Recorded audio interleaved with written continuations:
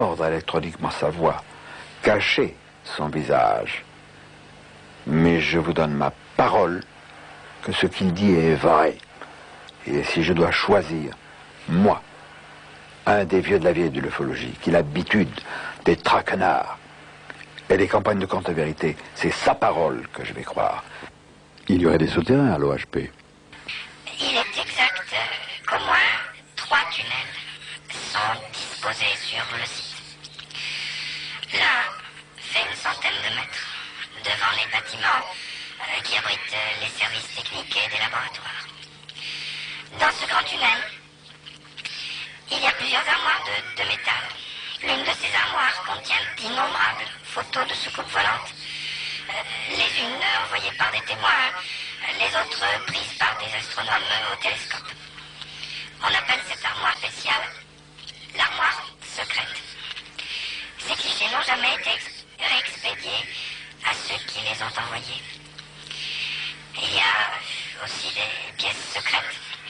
Il y en a même une qui est blindée. Elle renferme des stocks de photos tout aussi secrètes. La pièce secrète n'est pas souterraine. Elle est voisine du laboratoire et de l'administration. Ok. En quelles occasions avez-vous appris tout cela? No comment. J'ai pris beaucoup de précautions pour rejoindre Monsieur Vieux. Et pour venir dans ce studio, j'ai redoublé encore de précautions en m'assurant que je n'étais pas suivi. Vous ne connaissez pas ma véritable identité, cela dans mon intérêt et dans le vôtre. Je ne répondrai pas à votre question. Même en étant étranger à votre pays, j'encours des risques. Pouvez-vous nous donner des détails sur ces risques? Non, l'entretien est terminé. Bonne chance, Monsieur Vieux, et soyez très prudent. À propos de secret, je crois qu'il faut rendre hommage à une agence de presse en particulier, l'ATP, l'agence transcontinentale de presse, qui scrupuleusement répercute les informations concernant les ovnis. Elle n'est pas responsable, évidemment, de l'autocensure pratiquée par certains journaux. D'autres journaux sérieux, le VSD par exemple, n'hésitent pas à publier des articles sans se moquer. C'est tellement facile de rire de façon imbécile des ovnis. Nous avons également Les Hommes Volants. Il s'agit d'une revue parachutiste, une revue très connue depuis 1949, qui n'hésite pas à présenter des articles de fond. Il y a naturellement des revues spécialisées, Contact OVNI par exemple, ou encore Phoenix, ou bientôt Chetty, enfin l'IMSA, l'EM qui va changer de look, et UFO Bulletin de Billy Barron. Tout ça est extrêmement intéressant et je pense que ça mérite d'être indiqué dans cette période d'intox, de campagne de contre-vérité, de debunking, diraient nos amis américains. Ça n'exclut pas, bien entendu, les dangers. Il existe un certain nombre de contactés, de gens qui ont eu des contacts avec les occupants de ces engins, mais il y a des choses plus subtiles, plus mystérieuses. Des gens qui ont reçu des implants, comme cette jeune femme, Claudia Roux, qui est artiste peintre, comme son époux, Roger Roux, et qui a vécu dans son enfance une aventure curieuse. Vous êtes parti en colonie de vacances dans en Haute-Savoie. En Haute-Savoie. Oui. Alors vous aviez quel âge? J'avais 12-13 ans. Bon, bien sûr, comme tout enfant en colonie, on est habillé en short, en basket. Et on arrive près du camp, parce qu'à ce moment-là, on faisait un camp. Et mon lacet de tennis était défait. Alors je me suis accroupie et en me baissant, étant bien évidemment mon genou s'est plié, et c'est à ce moment-là que j'ai vu quelque chose sortir de mon genou. Vous n'étiez pas seul? J'étais avec ma petite camarade. Bon, ça m'a pas semblé inquiétant sur le moment, mais lorsque j'ai vu que ça sortait régulièrement, alors c'était ici, juste là. Bon, j'ai toujours eu l'impression que c'était un peu comme un périscope, parce que ça sortait régulièrement, sans interruption. Quel était l'aspect? Marron, un peu comme du bois. Marron strié de marron plus clair. C'était pointu en haut, pointu en bas, grand de ça à peu près, et poli, comme un galet poli par l'océan, et un peu visqueux, comme huilé. Bon, et lorsque cette chose est sortie et que la monitrice l'a jetée, bon, ça faisait un petit trou. Et juste après, dans la journée, ça n'a pas saigné, ça s'est fermé et plus rien. Plus de traces. Non. Il n'y a plus eu de traces pendant des années, de longues années même. Et un jour, je me suis aperçue, je ne l'ai pas vu grandir. Disons, je m'en suis aperçue d'un seul coup, ça y était pas, et le lendemain, ça y était, parce que je ne l'ai pas vu venir. Et j'ai eu donc cette chose que l'on appelle maintenant, je le sais, un kyste de rejet, c'est-à-dire que le corps qui a eu quelque chose forme un kyste parce qu'il y a eu un corps étranger. Et quelques années plus tard, ce kyste, disons 2 fois dans la semaine, après ça cessait pendant des mois, me faisait une douleur, mais très très violente, et j'ai dit un peu comme une douleur qui serait venue de l'extérieur, passant par le centre de mon corps et passant tout droit. Et un jour ça s'est arrêté, je n'ai plus rien senti, je n'ai plus rien vu, et j'ai ça, il n'y a plus de manifestation, il n'y a plus rien. Tout au long de cette vidéocassette Vérité, il a été question essentiellement des short gris, des petits gris, ces êtres de petite taille, qui sont à tout le moins inamicaux. Mais je ne voudrais pas qu'on se méprenne. Nous estimons qu'il y a une trentaine d'espèces différentes d'êtres venus d'ailleurs qui, à des degrés divers et pour des raisons précises qui nous échappent, s'intéressent à nous. Mi-avril 1954, île Rutherford Base, une base de l'Air Force, en Californie. 5 vaisseaux extraterrestres se posent. Roger Roux a reconstitué fidèlement cette scène que l'on connaît bien, qui a été étouffée. Eisenhower a rencontré des êtres d'apparence humaine qui n'avaient rien à voir avec les short gris, les petits gris. Ces êtres lui ont tenu à peu près ce langage. Vous les terriens, vous auriez besoin qu'on vous aide. Nous sommes prêts à le faire, mais il y a une condition. Vous vivez une ère de matérialisme. Vous manquez de spiritualité. Vous vous battez. Vous utilisez des armes nucléaires. Nous voudrions que tout cela cesse. Et à ce moment-là, nous ferons les quelques pas qui nous séparent et nous viendrons vous aider. Eisenhower, qui connaissait les accords secrets du MJ-12, a dit non. Les terriens ne sont pas prêts pour cela. Revenez dans 30 ans. Comme on dit à un enfant un peu turbulent, écoute, pose plus de questions, tu comprendras quand tu seras grand. Nous avons de sérieuses raisons de penser que ces êtres qui ont pris contact avec nous à travers le président Eisenhower en 1954 aux États-Unis sont des êtres pacifiques. Dans notre jargon d'ufologue sérieux et de pointe, nous les appelons les grands blonds. Bien sûr, il n'y a pas que des blonds. Alors ces grands blonds ne sont pas les seuls, eux non plus, à être positifs. Il y a d'autres cas, d'autres exemples. Nous allons l'aborder et nous verrons plus tard si nous devons nous en réjouir ou bien nous en inquiéter. Nous sommes dans les collines de Beaunieu, dans le Luberon, en Provence, et Madame Denise Bell, à la mi-septembre 1975, vous êtes venue, vous, comme ça vous arrivez, vous vous promeniez avec votre chien, c'était le soir. Oui.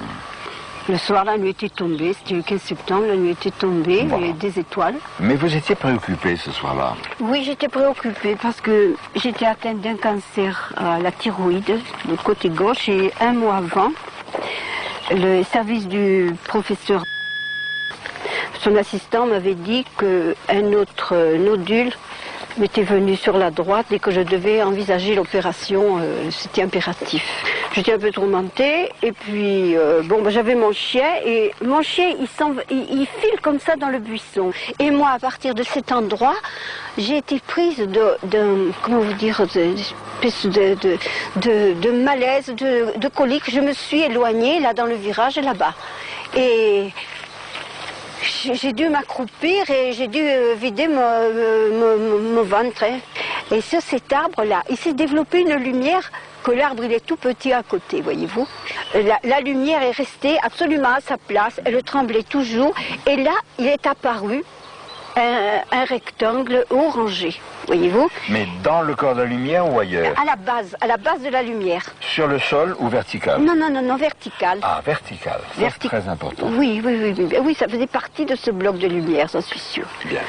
Je voudrais revenir, Denise Bell, sur cette sensation quand quelque chose vous a immobilisé derrière, vous a serré. C'était une main? C'était pas une main, n'est-ce pas? Non, je n'ai pas senti que c'était une main. C'était la position de quelque chose qui était au moins large comme 4 doigts, vous voyez, mais beaucoup plus épais, et qui m'a fait simplement prendre comme ça. Et je me suis trouvée la gorge offerte à cette lumière. Ah, voilà. Vous voyez, c'est là que je dis qu'il y a eu des soins de fait. Bon, vous êtes ensuite rentré chez vous, vous avez dormi Normal. normalement, et le lendemain, donc, vous vous êtes rendu à Marseille, Absolument, oui. à l'hôpital. Et là, donc, on vous a examiné. Voilà, l'assistant du professeur m'a reçu. Il a tâté un peu ce côté gauche, ce côté droit. Il est revenu, il n'en finissait plus. Et il m'a dit, écoutez, je ne comprends pas, je vais aller chercher l'autre assistant. Il est allé chercher l'autre assistant. Celui-là a fait la même chose et il a dit, je vais chercher le professeur. On m'a dit que j'étais guérie. Ils ont constaté une guérison complète. Ah, il a dit, il n'y a plus rien. Mais j'ai dit, plus rien, je peux reprendre mes activités. Il m'a dit oui. Alors imaginez-vous un peu la joie que j'avais. Et alors là, il y a une chose, c'est que moi-même, je ne m'en rendais pas compte, j'avais une énergie que je n'avais jamais eue avant. Je me suis trouvé des énergies, de l'assurance, mais c'est pas possible. Ça m'a complètement transformée, ça m'a complètement changé. Je voudrais vous raconter une histoire extrêmement banale et fantastique à la fois. En août 91, j'étais au Nouveau-Mexique et je suis allé avec mon épouse et quelques amis au marché annuel artisanal indien de Santa Fe. J'abrège, nous étions une foule considérable. Mes amis étaient allés chercher des vivres pour pique-niquer et ne les voyant pas, je pars à leur recherche et je m'écarte un peu, ne les trouvant pas, et une voiture s'arrête au bord du trottoir et j'entends « Hi Jim », c'est-à-dire « Salut Jim ». Personne ne m'appelle ainsi. Je me retourne, je vois une voiture, une grande voiture, un homme qui est à droite, cheveux grisonnants, 40, 45 ans, qui me sourit de façon sympathique, derrière 3 hommes que j'estime être, à tort ou à raison, des vétérans du Vietnam. C'est cette image qui me vient. Je dis à cet homme, mais vous me connaissez? Et il me dit, oui, bien sûr, nous vous connaissons. Nous savons ce que vous faites. Vous êtes dans la bonne voie. Continuez, nous apprécions. Et il s'en va. Alors je marche auprès de la voiture, je dis, mais enfin, ne partez pas comme ça, qu'est-ce qui se passe? Expliquez-moi. Au moins on va se revoir. Maybe later. Plus tard peut-être. Et il s'en va. C'est banal. Mais c'est fantastique, car enfin, qui sur la planète Terre, qu'à ce moment-là, ce jour-là, vers 12h30, j'allais me trouver à Santa Fe, où je ne connais personne, où je n'avais jamais mis les pieds. Je crois que ces hommes étaient des gens de la CIA, mais pas les MIB, de Men in Black, les hommes en noir, pas les sinistres agents exécuteurs du MJ12. C'était les bons. Comme il existe dans le KGB également des bons. Alors c'est intéressant parce que ça autorise à penser que, à un haut niveau, la résistance est en train de s'organiser. Je crois que c'est important parce que nous avons eu des précédents. C'était le signal, c'était l'indicatif des émissions de Radio Londres. Ces émissions qui apportaient une bouffée d'espoir de la part d'un inconnu qu'ils appelaient le général de Gaulle. Bien sûr, je ne suis pas le général de Gaulle numéro 2. Je ne vous dis pas, armez-vous, planquez les armes, on va s'entraîner, on va les foutre dehors, les grilles. Non, pas du tout. C'est un simple rappel. Car la résistance est en train de naître. Je crois que c'est une bonne chose. Rappelons-nous aussi ce qui s'est passé à Edward Air Force Base en avril 1954, quand Eisenhower a rencontré les grands blonds. Il leur a dit, revenez dans 30 ans, faire la paix, ne plus nous battre, nous désarmer, tout ça, on verra plus tard. Que se passe-t-il depuis 2 ans? La chute du mur de Berlin, la réunification de l'Allemagne, la libéralisation de la Russie grâce à la perestroïka, à la glasnost de Gorbatchev, de Boris Yeltsin, Shevardnadze qui vient de revenir. C'est encourageant. Tout cela ressemble à l'application graduelle des consignes des blonds qui nous ont dit en quelque sorte, aidez-vous et nous vous aiderons plus tard. Je crois que ce plus tard est en train d'arriver. Alors c'est une fantastique bouffée d'espoir. Et malgré l'inquiétude des grilles qui sont sous nos pieds, je crois qu'il faut espérer. Il faut espérer. Tout en faisant quand même un clin d'œil à nos frères de l'espace. au Chevalier de Lumière, avec notre ami Silvio Houssaye, qui est un merveilleux illustrateur, mais qui est aussi un auteur, compositeur, interprète de talent. Mais avant cela, une conclusion provisoire avant d'autres cassettes de cette série Les Portes du Futur. Que la force soit avec vous et avec nous. Alerte rouge. Les terriens parlent aux terriens. Il est temps de lever la tête, il est temps d'ouvrir les yeux. Notre triste planète attend le retour des dieux. Nous avons saisi le message de leur rendez-vous répété. Chevaliers de lumière, vos enfants sont fatigués. Ici l'on tue, on se déchire.